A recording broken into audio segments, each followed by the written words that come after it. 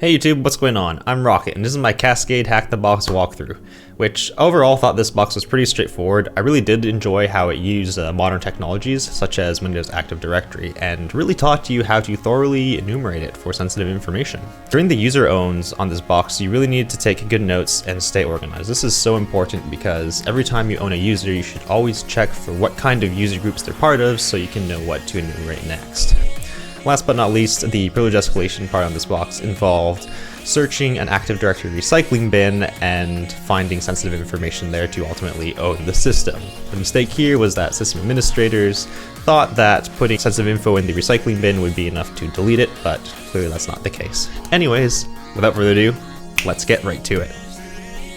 So the first thing I like to do is enumerate for all open TCP ports. So to do this, you can just say sudo nmap -p- to enumerate all TCP ports, -OA to open all formats, and map, and let's call it all TCP.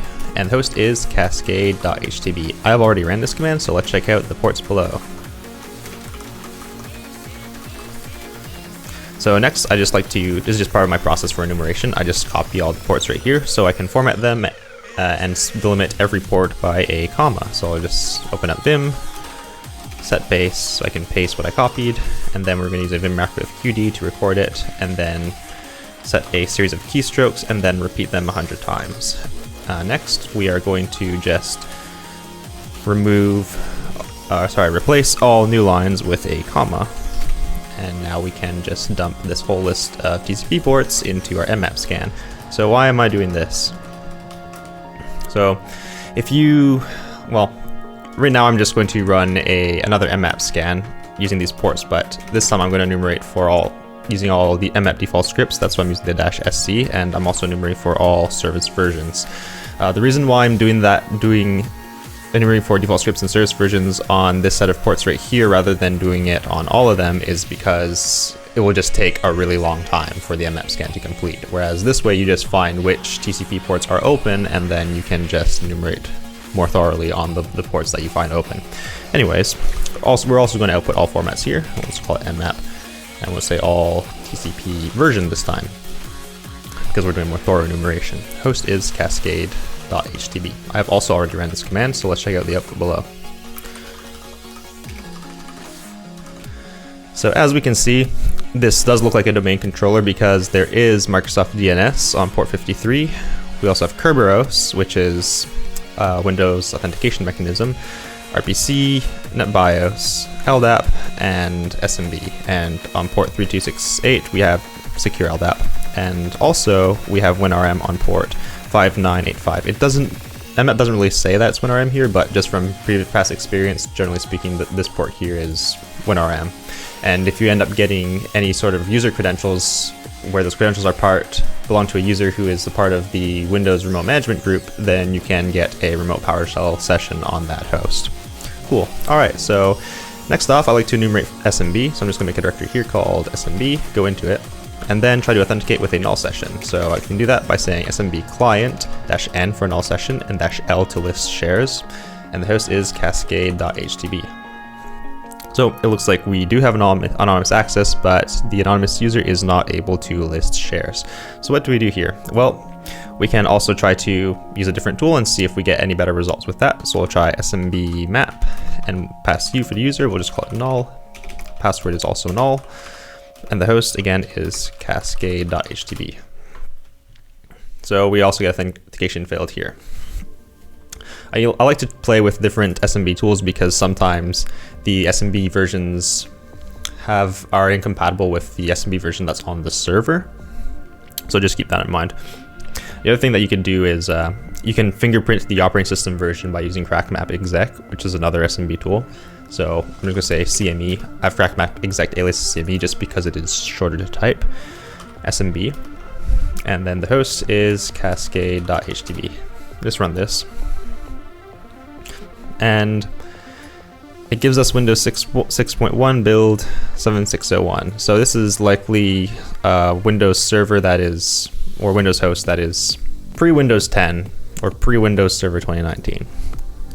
Anyways, we don't really have much access there, so let's move on to NetBIOS. So to do this, I'll just say We'll run rpcclient and then -u to establish a null session.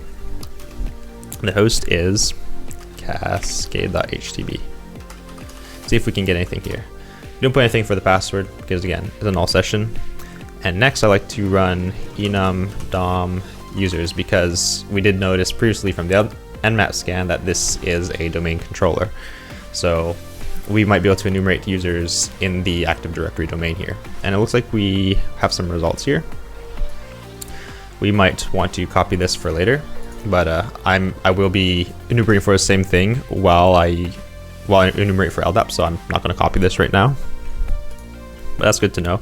We might also try srv info to get information on the server, but we got access denied.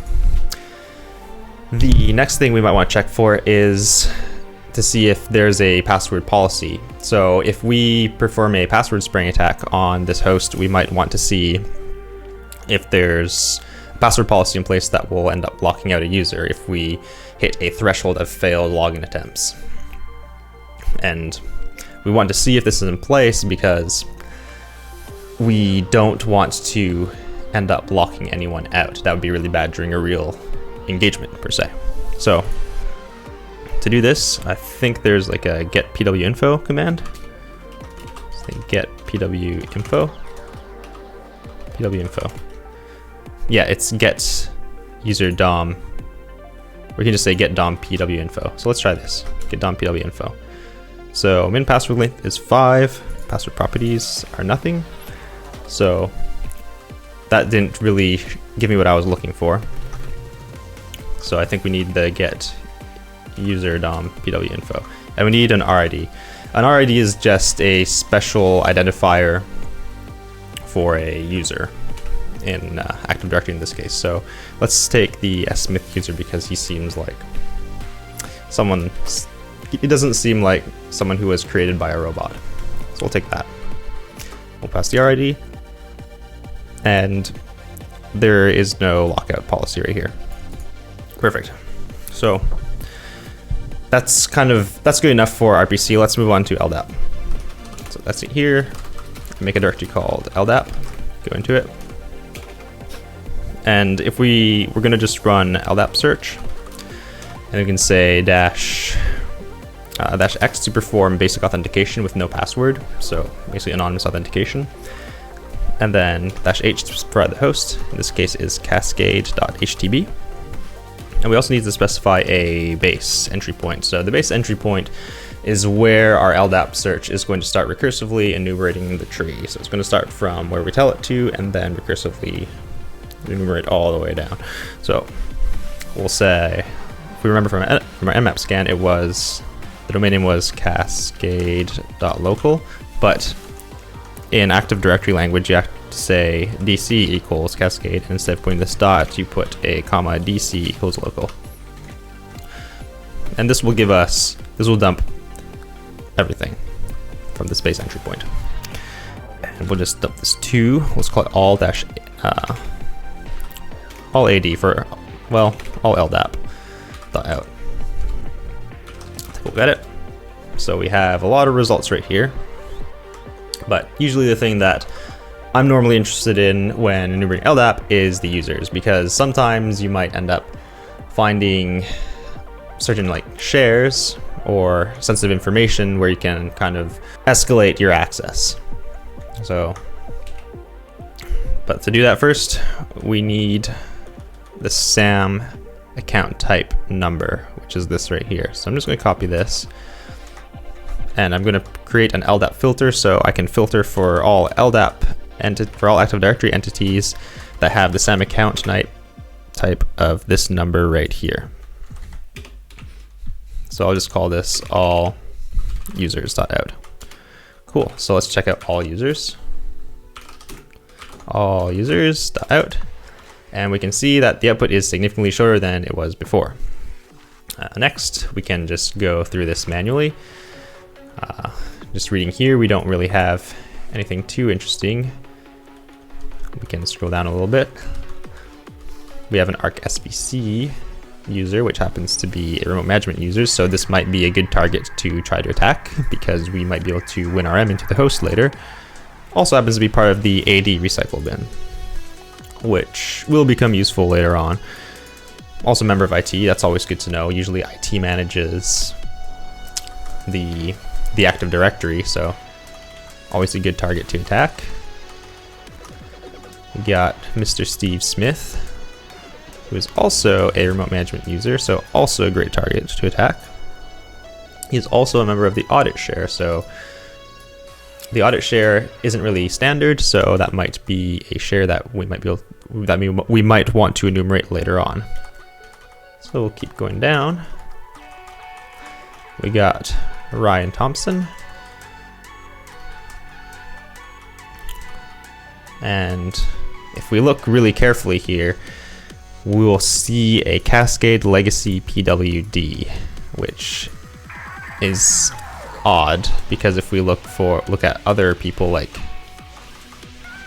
Steve Smith, he doesn't have that legacy Cascade Legacy password.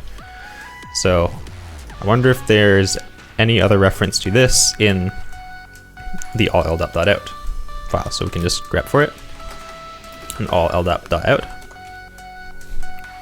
It looks like this is pretty unique, which is very promising. You might have wondered, okay, well, how do I find that needle in a haystack? How is that even possible? Well, there is a way to do it, and you can, because we dumped all the LDAP, you can do a case-insensitive grep and search for PWD, which is an abbreviation of password or personal working directory, or you can say passwd, or you might want to say something like passw. And any sort of abbreviation you can use, because if you just do a grep for password, clearly you would not end up finding this value right here. So, oops. I'm also going to do a color to make this easier for you guys to see. So, yeah, there it is. Much easier to see when you do a grep. But still, this is a lot less information to see, whether if you were just eyeballing it, kind of like how I did right now. Just some tricks. So, like, you might just want to enumerate for passwords. You could also enumerate for something like secret, and then you might find something right here to look at deeper. Maybe ask yourself some questions. Maybe like cred. Maybe you could search for priv for private.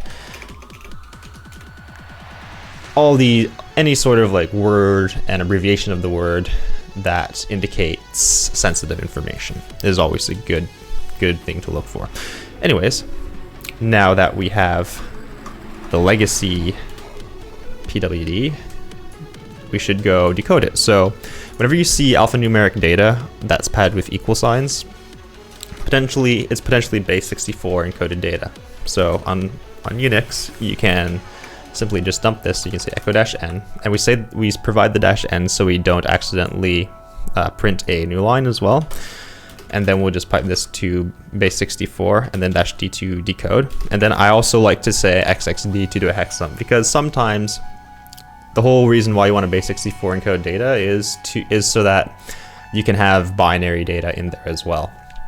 So I'm doing xxd right here because it could potentially break my terminal, but it turns out this is only ASCII and it actually looks like a real password, especially since it says like Ryan 5ever or Ryan forever. Pretty funny. It's a password. Anyways, we're gonna take note of this, and if we recall, I think the username was r.thompson. I'm just gonna take a look at that again. So all users.out Ryan. So the SAM account name was R Thompson. Okay, so make a directory here called loot. Go to loot, and we'll just call it user pass.txt. Here's the password. I think it was r.thompson. Cool. So we'll take note of that. Next off, we should see if we can, we should check what groups Ryan is part of, because if he's part of the WinRM group, then, or Windows Remote Management group, we can get a PowerShell remote session on the host. So I'm going to take a look at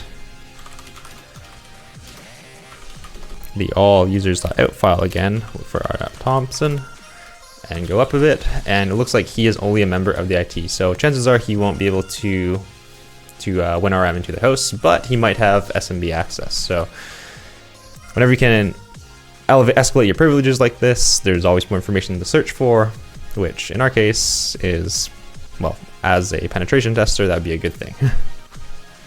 As someone who owns the IT, clearly that's a bad thing. So go back to SMB. We're gonna make a directory called r.thompson because different users will have different access controls over SMB shares. Go into it. We'll say SMB client -u. Let's say r.thompson. Specify the user. Delimit the user with the password. In this case, it is right here. Generally speaking, you probably don't want to put all this in the command line because, well, you never want to have passwords in the plain text on your command line. So, but because this is Hack the Box, that's why I'm doing it this way. But in the real world, I would not. And let's just list shares. And we are on cascade.htb. Cool, so it looks like we have access to some stuff right here. I'm going to run an SMB map to quickly check what kind of data is the most relevant, which this way we can quickly enumerate what matters the most first. So we'll, instead of running SMB client, we'll run SMB map. User is r.thompson, and the password is this right here. And the host is cascade.htb, and we're going to specify the -R flag to recursively enumerate every single share and every file and directory that we can possibly get. So I'll let this run for a while.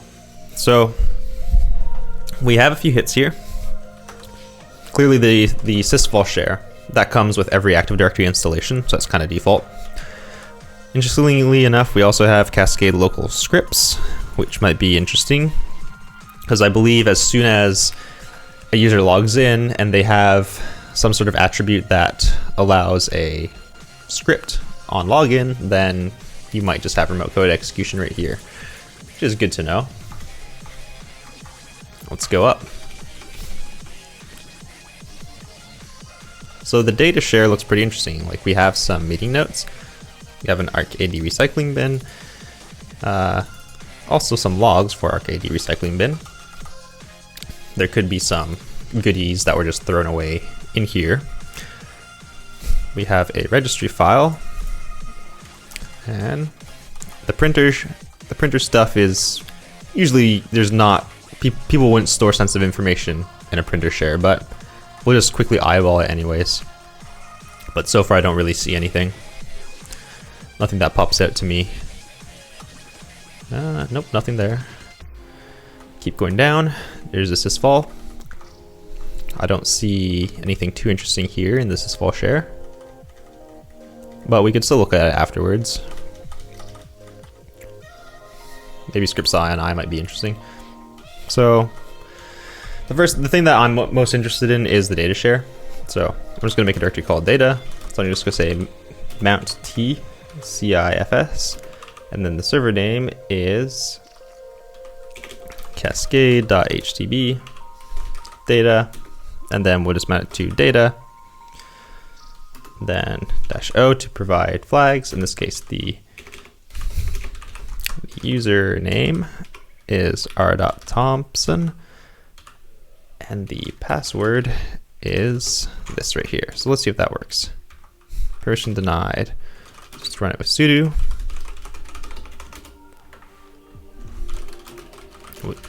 And we have mounted the data share. All right, so let's see if we can't find any files right here. So find here, we'll say type F, and cool. So let's take a look at these one by one. Take a look at the email archives meeting notes. And it looks like some sort of HTML file. So we might be able to just Firefox this.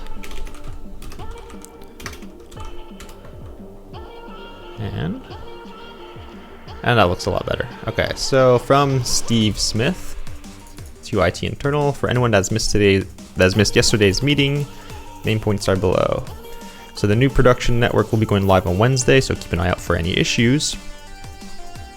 We'll be using a temporary account to perform all tasks related to the network migration, and this account will be deleted at the end of 2018 once the migration is complete. This will allow us to identify actions related to the migration in security logs, etc. Username is TempAdmin. The password is the same as a normal admin account password. So there was some really good information right here, and they have a temporary account whose username is TempAdmin, and more importantly, the TempAdmin's password is the same as the normal admin account password. So something must have been deleted, and that will become useful later on, but we will keep this in the back of our head for now. All right. Next thing, let's close that. Let's check out the ARK80 recycling bin. So perhaps the TempAdmin user could be in the ARK80 recycling bin based off that hint right there. Oops, I forgot to put quotes because there is a space here. And so here we have some Active Directory objects moved to a new location. That is good to know. Okay, so the TempAdmin is in the recycling bin. So if we can manage to access that recycling bin, we might be able to get to TempAdmin and then become the administrator of the system, based on what we found so far. So we'll keep that in the back of our head. But so far, we don't have the ability to WinRM onto the host. Anyways, let's check out this log file right here. Oops, that is not what I want to do. This. That's what we got here. What's this file called? DC diag log. So domain controller dialog. All right. There might be some domain controller application information here that we might be able to use. Maybe it don't. Hashes or any other sensitive information, so we'll just take a quick glance at it. I don't see anything too useful so far. Maybe we can look for, what is this, maybe grep for password in it, so pwd, pass, wd, pass, w, this, nothing. Maybe we'll look for credentials. Maybe we'll look for anything private. There's nothing there. Maybe we'll look for hashes. Maybe we'll look for users. Maybe look for admin. Nothing. So this is kind of like a little small word list of keywords that indicate sensitive information that I like to use. I'm just using grep because it's just sometimes it's faster than eyeballing manually. But we might want to look at that more thoroughly, but I know for a fact that there's nothing there, so I'm not going to look at it anymore. So let's take a look at this file right here, the registry file. Registry file is good information to look at because, generally speaking, when Windows applications install themselves, they can leave persistent data behind in the registry. So every time they boot on your computer, they might look for certain configurations, such as passwords, and they would reach out to the registry to access that. So it's a binary file. Let's take a look at it. This doesn't look like binary to me because we see this repeating character amongst ASCII. So really, it's probably just Unicode.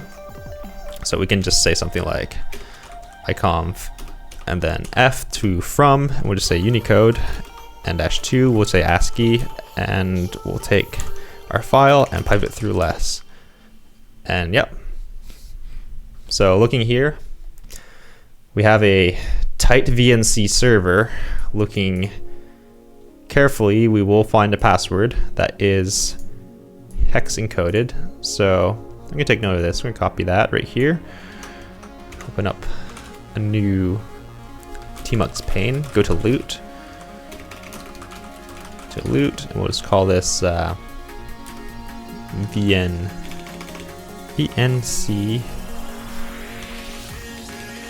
VNC server pass word.txt. Oops. Up with Vim. Cool. So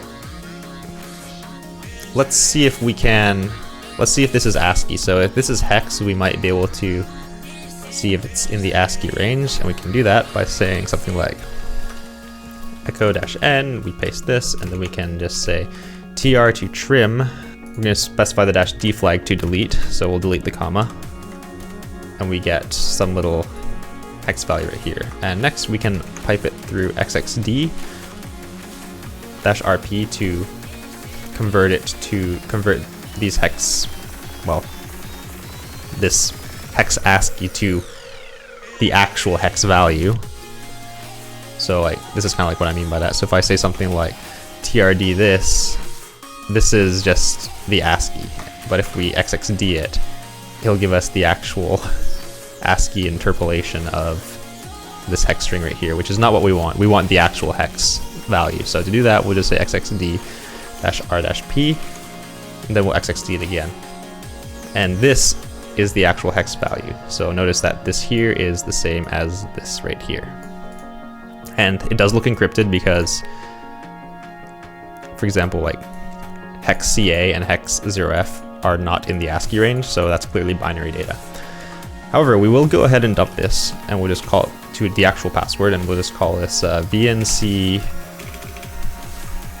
password .bin, because it's binary, right? And if we try to edit this, we'll notice, oops, actually no, sorry, I needed to not XSD again. So yeah, you'll see it is indeed binary data. Cool. So whenever you see something that's like this, and you know that's encrypted, you might want to look up how to decrypt it. So in this case, the password was I think it was TightVNC. Yeah, TightVNC. So if we do a Google search, we should be able to figure out how to decrypt that. I'm just going to go back to my browser right here. I'm just going to look up a TightVNC decrypt password. And let's take a look at it here. Go to GitHub, because they might have some code for us. Password decrypts. Handy stored password decryption techniques. This is real VNC. We want TightVNC. Scroll down. So we should be able to use Metasploit's Ruby code, or sorry, Metasploit framework, and decrypt this. So we can spin up the interactive Ruby shell. You are in the framework object. Apparently they're using a fixed key. So we should just be able to copy this fixed key and pass the encrypted password, and it should give us the result there. Looks pretty straightforward. Let's just go do that. So go back here. We can close this right here. And it is noteworthy that the VNC install reg was in the smith directory, so if we end up decrypting this password, we might be able to reuse it as smith's credentials. So let's spin up MSF console. Alright, so now we're going to go into the interactive Ruby shell with IRB. Then we're going to copy what we had from the GitHub page, copy the fixed key, which is just static. And we also need to say require rex proto rfb. That gave me false. It was supposed to give me true. Wonder why that is. Let's try this again. Odd. Alright, well, let's see if it still decrypts. So we'll copy the code to decrypt a hash, or sorry, not a hash, but an encrypted password. In this case, this was the encrypted password right here. And we will put the contents into the fixed key. And this looks like a password. Looks like Steve. So that looks pretty promising to me. We'll take that and we'll update our user pass. user pass.txt, and we'll say s.smith. We'll put his password. I say s.smith because the registry file that had the encrypted password was in the smith directory here, so this could potentially be his credentials. And we'll maybe say like decrypted from VNC, or TightVNC, that's what it was. Okay, so let's quit out of here and see what kind of access smith has again. I believe he was part of the remote management users, but we're just gonna double check anyways. So we'll go to LDAP again, get all users.out, and this is another good reason why you kind of want to go save all your LDAP dumps so that you can just refer them later without necessarily querying the host and further alerting of your presence. So we'll look for s.smith. And he is a member of the audit share, so the audit share might be interesting. We should definitely look at that. And he is also a part of the remote management users group.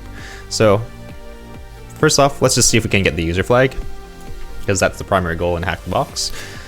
And we can see if we can just WinRM in. So I'm going to go to a tools directory and go to evil WinRM. Evil WinRM is a free WinRM client written in Ruby. It is my favorite, and you should definitely check it out. So we'll run evil WinRM. The host is going to be cascade.htb. The user is s.smith, and the password is this right here. We'll see if we can connect, and we're in. So let's go to the desktop.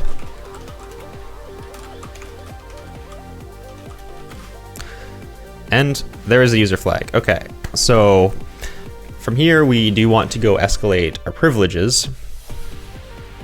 But before we get too excited here, I think we should still enumerate for the audit share.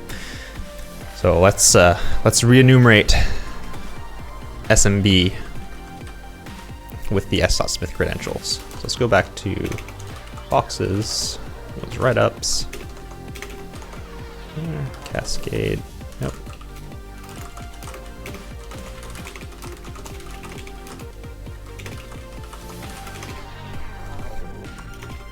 When we go back to the SMB directory, we can do the directory called s.smith, go to s.smith, and we're going to run smb map to check if there are any files that would be of interest, potentially. So again, user is s.smith, give its password, recurse, host is cascade.htb. Cool. All right, so let's see if this looks any different from the r.thompson list. So interestingly enough, the audit directory does have some interesting data. I'm just going to quickly glance over that just to see if there are any other files that look similar to what we enumerated previously with r.thompson. Looks like there is not. And then we don't really care about printer stuff. And sysvol is all the same. Okay, so why don't we just go and mount the audit share quickly here. Oops. So we make a directory called audit, $, because that's what it's called. Anyways, we should have it now. Cool. So now we can access all these wonderful files. So, all right, we have that now, but let's go back to our Windows remoting session. And let's see what we have. So we can just run the whoami/all command to see what groups we're part of, and we might have special privileges that might let us quickly become system. So looking here, we do have access to the data share, the audit share, and we're part of the IT, remote management users. That's how we got in through WinRM, and the rest is pretty standard. So nothing too interesting right here. The next thing I like to look for is see if we have any interesting files in the smith directory. So we can run a gci-rec for recurse. So GCI is get child item, which is basically what I'm doing here is the equivalent of a Linux find from this current directory. And then we're going to say EA for error action and silently continue. So if we get access to a directory that for some reason we have access denied, all our logs are not going to be polluted with access denied errors. So nothing here. Let's go up our directory, see if there are any other interesting users here. And of course there's the administrator, but more importantly we have arksvc. So let's see if we can enumerate anything right here. So we'll run the same GCI recurse, or actually silently continue, and we only have access to our own directory, which makes sense. Cool.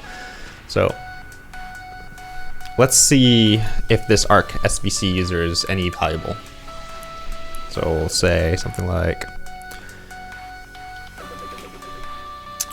net user not the password, arksvc. And the main difference here is that the arksvc user is part of the AD recycle bin, whereas the smith user isn't. If we remember from earlier, there was a little message in the, I think it was R. Thompson's SMB share. So going back here,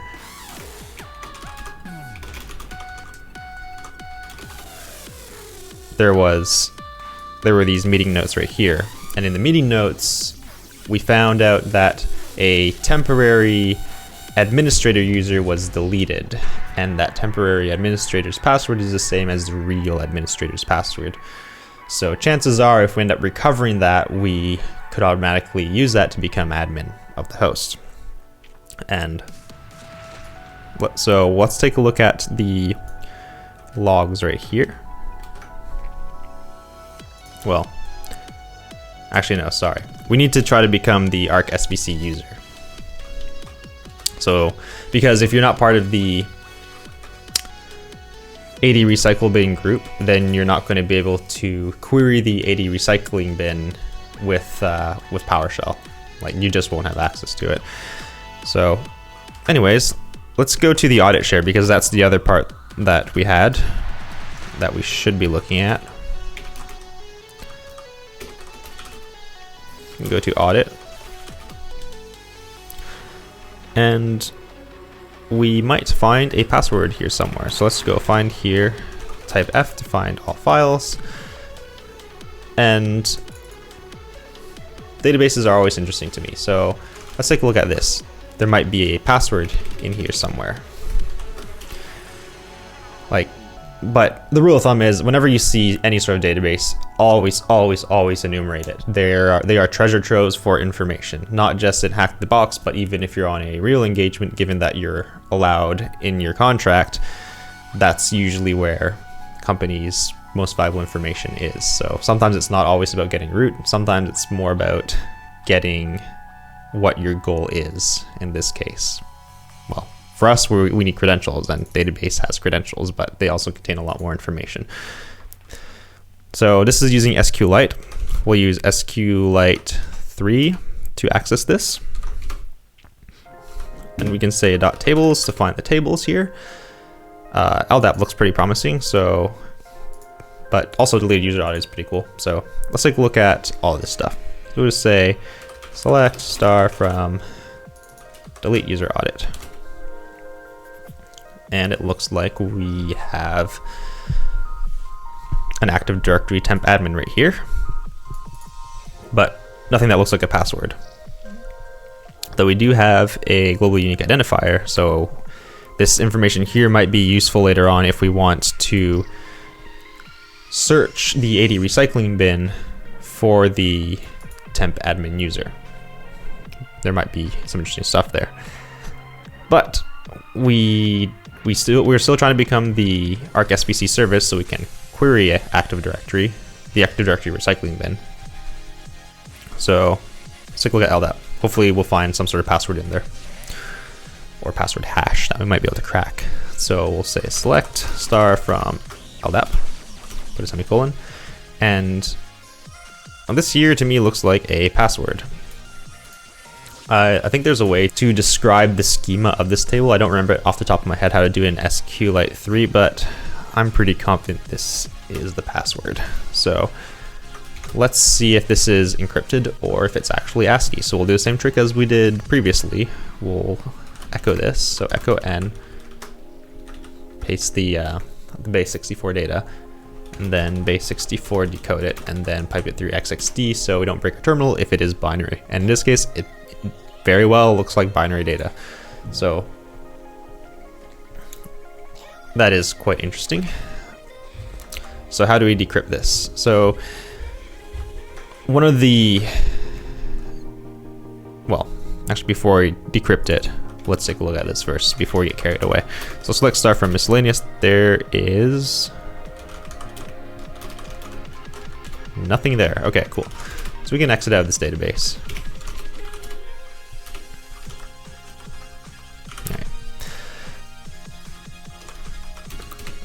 But if we take a look at this share right here, it looks like a custom application, especially since it's called cask-audit.exe and this host name is Cascade.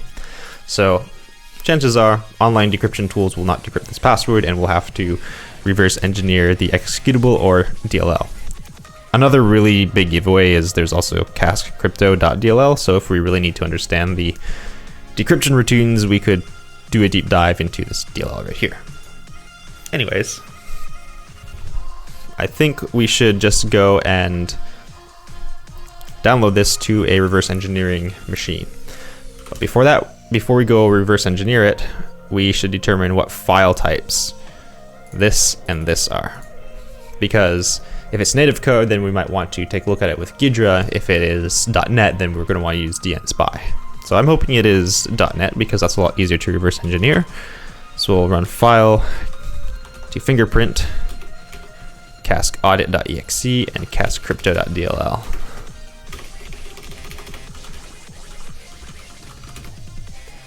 And in this case, they are both .NET assemblies for Microsoft Windows, so shouldn't be too hard to reverse engineer given that they are not obfuscated. So the way how I usually like to transfer files over to a Windows machine is just mount an SMB share. So we'll just say sudo SMB server. SMB server is from Impacket, which I believe comes already installed by default on the latest distribution of Kali Linux. We'll run it with SMB2 support, and we'll say the user is Rocket and the password is like Hackett. Oh, I need to provide the share, which in this case is audit.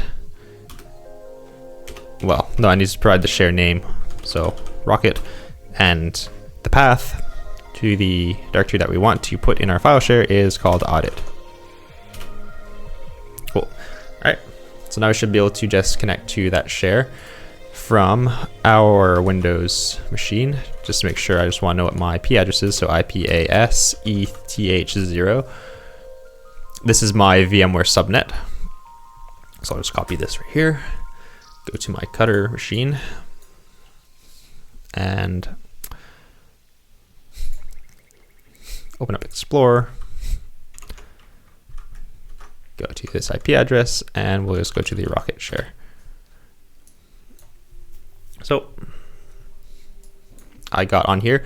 The reason why it didn't prompt me for the username and password is because that happens to be the username and password for my virtual machine right here as well. So if we go to find this file right here, maybe we can open it with dnspy. Can I go CFF Explorer? Okay, well, I'm just gonna look for dnspy. Put it up here.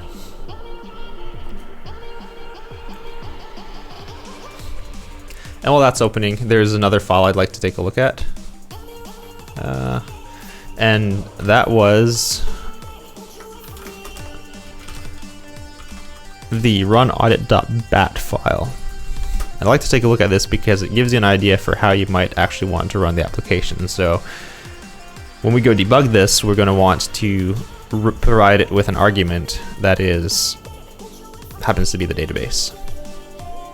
So simple enough. Anyways, let's go back to dnspy and let's drag and drop the audit binary here. So you can reverse engineer it. It's decompiling. Let's go to cask audit, decompiling, and then we go Control-Shift F. I want to do a search for analyze. Okay, there we go. So search, and I'm going to just look for the main entry point. Maybe selected files. Yeah, here we go. So we go to the main module.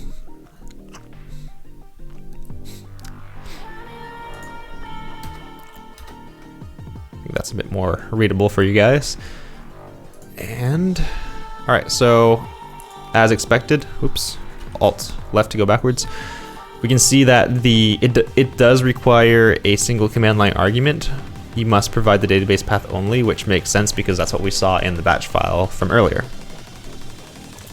Scrolling down, it makes an SQLite connection from it, selects everything from LDAP, and it does happen to be, it does look like what we found was a password. We verified it right here. So uname, domain, password, and this is the secret key in plain text. And it decrypts password right here, so that's all we care about. We don't need to go any further. And it runs it right from the main function, which makes it super convenient, super easy to reverse engineer. So we'll just put a breakpoint right here. And we are going to go and start it. Let's start this. Start debugging, come on. All right, so arguments, we do need to provide the database file. The database file was in db audit.db, so we should be able to just copy this. Hopefully we'll be able to read it over the SMB share. What are you called? Audit.db. Audit.db. All right, so we're gonna run this app and break on the breakpoint. There it goes. Something really wrong happened right there. I'm pretty sure it has to do with accessing the file over the remote network share. Let's try that again, but break at the beginning of main instead. There we go. Okay, we've hit a breakpoint. Let's hit F10 to step over. So F10. Okay. F10 again. It's trying to open the file right now, and it looks like it did it. Okay, we can see that I opened the file down here. Let's hit F10 again. Move forward. F10 again. F10 again. Let's open it up. Oh, and we got an exception. So unable to open database file. Okay, so that might be a problem because we're trying to open it over, like I said, a remote network share. So instead of doing it from there, let's just try moving it to the desktop. Okay. I think it was something about PowerShell to make sure I know the absolute path to this database file. So we'll go to cd desktop. All right, audit DB, there we go. So just copy this right here, hit enter, and close this right here. We can probably get rid of this breakpoint here, and instead we will put breakpoint right here. Run start. Instead of accessing it over SMB, we'll just access it on our local box, because we should have permission to access it there, right? All right, we hit our breakpoint. We'll hit F10 to move forward. And we don't get an exception this time. Cool. Let's keep going forward. F10. F10 again. And we can probably just hit continue to hit our breakpoint where we end up decrypting the password. So go continue. Hit continue again. Okay. So at this point, we hit our breakpoint. We still have the base64 encoded password. So we are going to want to just step over this. So we can still have this password here in our same stack frame. So this way we'll still be visible by the time that we finish stepping over this statement right here. So we'll just go F10. And cool, so password should be here somewhere. And here it is. So this looks pretty well decrypted. We do see some null bytes. That's most likely because of how padding works with encryption. So if your encryption block isn't a multiple of, let's say, 16, if you were using like AES, CBC encryption, for example, then you need to pad it with these extra bytes here. So we'll just copy this part here, and we can go back to our Kali machine and cache in on the loot. So go back to our loot directory, go to loot, and we'll call this, I think it was arc. I forget it was a K or a C. Either way, we'll figure out soon. arksvc, this is the password. So I'm just curious to see how much padding this password had, just for like the sake of doing the encryption. So we'll say echo-n password wc-c to get a word count, and it was 13. And if we notice back on our machine here, there were also 3 null bytes, which is equivalent to 16 bytes. And 16 bytes is a pretty common and standard padding in modern encryption. So little fun trivia fact for you guys there. So now that we have that credential, we should be able to log in as the arksvc user. So let's make this a bit bigger, go back to our LDAP directory, and we'll search for the all users again to see just to see if the arksvc user is part of the Windows row management group. So in this case, they are, and just as our original intentions were, they're also a member of the AD recycle bin, which means we should be able to go access that temporary administrator user and hopefully find some passwords there to become the administrator of the system. So let's become arksvc right here. So let's go back to the WinRM pane. And this time I'm going to say evil winrm-i cascade.htb. User is arksvc, and we'll put the password. All right, we're in. So if we say whoami/all,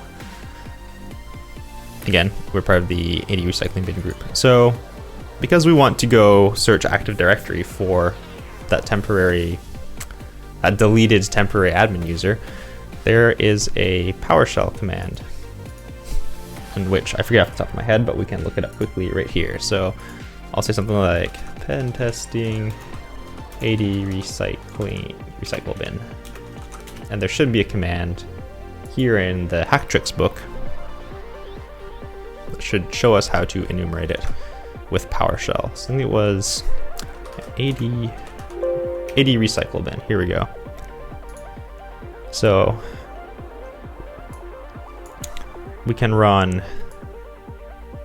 this, and we should be able to get all deleted objects. So just to give you a little bit of information, in this PowerShell session right here, where we are the smith user, and we try to run this command, we don't get any results. However, if we try running the same command as the arksvc user, we get a lot of information. And that is why being part of the AD recycling bin group is so important to accessing this temporary admin in the Active Directory recycling bin. So going down, we're going to enumerate through this manually and see if we can't find any sensitive information. Maybe we'll look for something like password, nothing there. Maybe we'll look for something like pass WD, we get nothing. Maybe we'll look for PWD, bad PWD last set, and we end up finding the Cascade legacy password for TempAdmin. So this, to me, this looks base64 encoded.